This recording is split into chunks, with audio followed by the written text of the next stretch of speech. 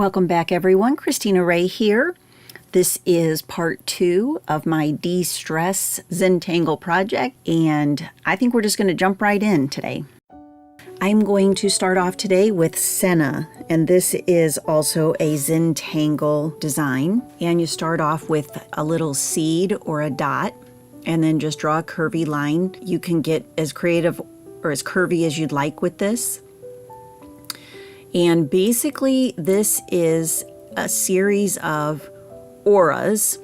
Every time you start, you go back up to the original seed to start your next aura. And it grows and turns into this organic element that just really looks cool. It's as simple as this. The key is to go slow. Try to stay as close as you possibly can to the line before, and you just continue following this.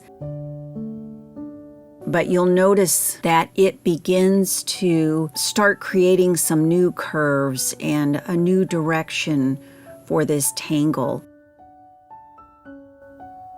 And if I wanted to, I could stop this and start another element with a seed, but I kind of just like to see how they grow and morph as I'm going along. Now you'll notice I have a very light pencil line here that you can't see that sections this off. This area is sectioned off. And so I started and stopped, but I'm just going to continue that line and repeat it until I get to the end of this area that I'm trying to fill. And then I'll go back and begin to fill in that top section of it.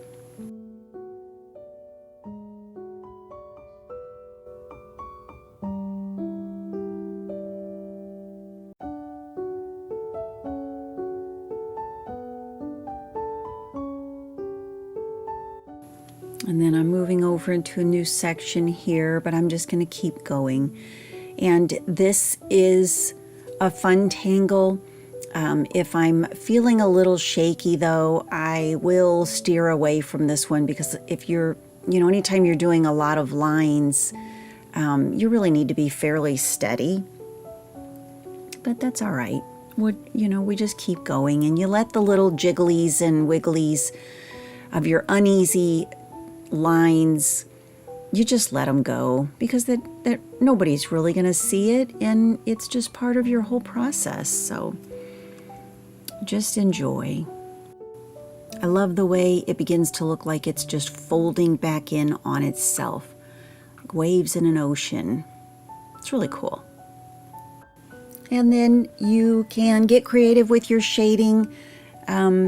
This one, I probably would shade close to this line where it folds in on itself, just to give the illusion that it is literally folding in underneath. And just depending on how curvy your lines are, it could really be fascinating. So the next tangle that I am starting is called Quabog, and it is by Zentangle. And this tangle has somewhat of an alien look to it, to me. It probably falls within the organic tangle realm. But literally you just kind of draw you some squigglies that, kind of blades of grass, but they're alien grass. Anyway, and I am just going up, and I'm coming back down and stopping at that original line, and just continuing to go. And sometimes you can make them go up and back behind each other. And whatever you're doing, just get creative, have fun. And I'm going to bring this one all the way around the entire outer circle of this page, and I think that's going to help really just kind of frame this. I don't know, we'll see.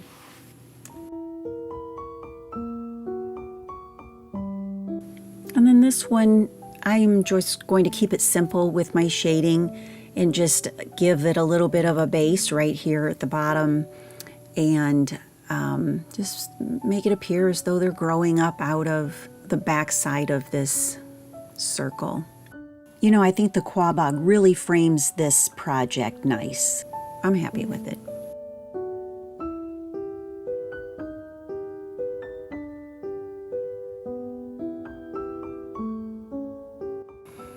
Okay, so I'm going to fill in this area here with one of the tried and trusted Printemps, and again, Zentangle pattern. This one is so fun.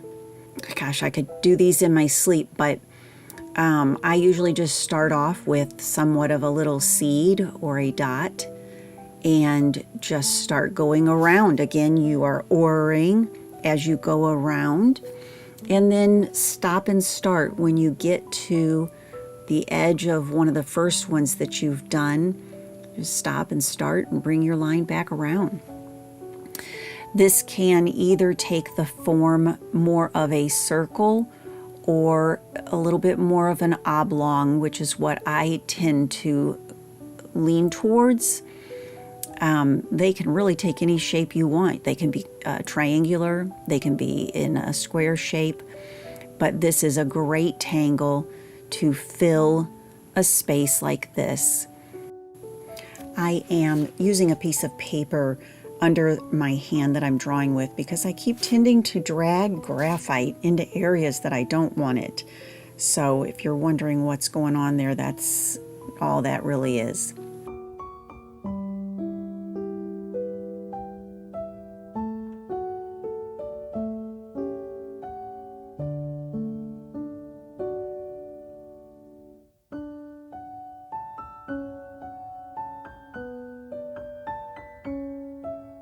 Another fun thing I like to do with these is I like to give them some weight on one side. I feel like this really gives them a dimension that makes them look like they are coming towards you off of the page. And you don't have to do all of them, but really gives this tangle a pop.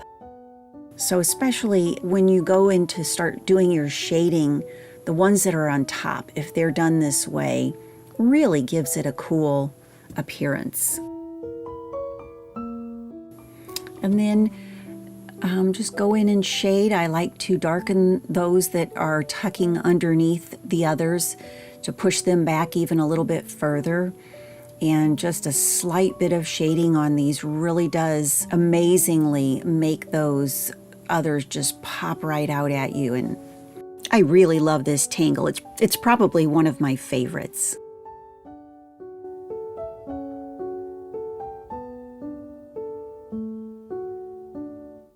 This next tangle intended to start off as KNIGHTSBRIDGE, and I don't know what I was doing. I just was having fun drawing lines. So it's a little bit of a variation between KNIGHTSBRIDGE and Jongle, but just doing some crisscross patterns here in the space, and then I will begin to fill these in, and you'll see what I mean by the KNIGHTSBRIDGE, and I will bring this up, but I'm just putting a little line underneath the Quabog so that I can fill that space in. And right here, what I'm trying to make sure is, because it wasn't very straightforward on which blocks I want to mark in or darken, I figured I'd better just kind of get that out ahead of time so that I don't end up getting too crazy with the coloring in. So just put some little X's on there, and then I'm going to get in there with my pen and just start darkening in this space.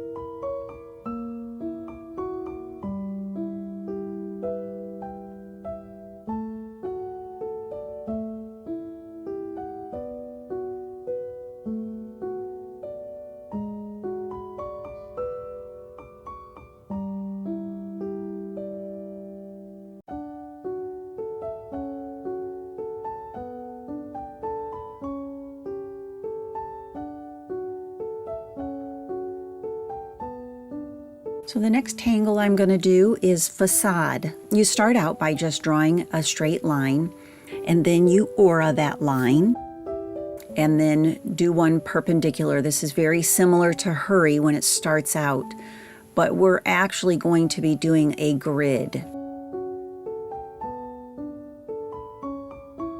Whenever you get to another line, stop, pick up your pen, and go under it. That's the Hollybaugh method, and it keeps the grid looking like it's going in and out and above and over and under. So it's kind of fun. If you accidentally forget, no crisis, because in fact, I'm about ready to do that right here. Whoop. Oh, okay. So you may not have even noticed it if I haven't told you, but if I didn't tell you, everybody'd be screaming, "Oh, you just messed up." So that's okay. We all mess up. But there are no mistakes in Zentangle. And then once you get your grid drawn, you start drawing some orbs underneath.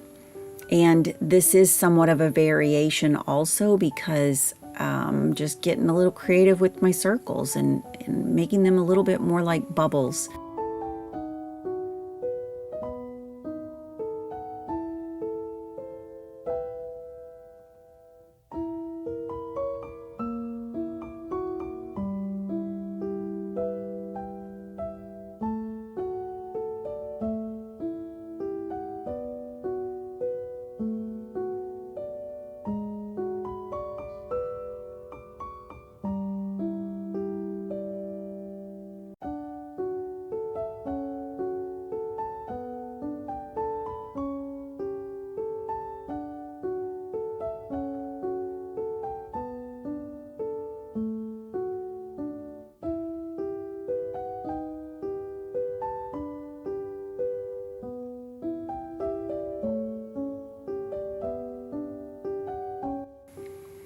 The next tangle is called Bunzo. It looks like I am picking all kinds of patterns that are original Zentangle patterns, but this one is, again, very similar to a lot of the others, that you just start off with a small seed and then you begin to aura. The difference with this aura is that I am almost making half moon shapes as I continue to grow this tangle, and they can really take a life of their own. You have the ability to manipulate this to make it move in different directions and give it somewhat of a, just a very organic look to it. It could look like a little roly-poly. It can also take on the look of a flower once you get going. But that basically is all you do. You just keep going at any time. If you don't like the direction it's going, you can always stop and start a new one.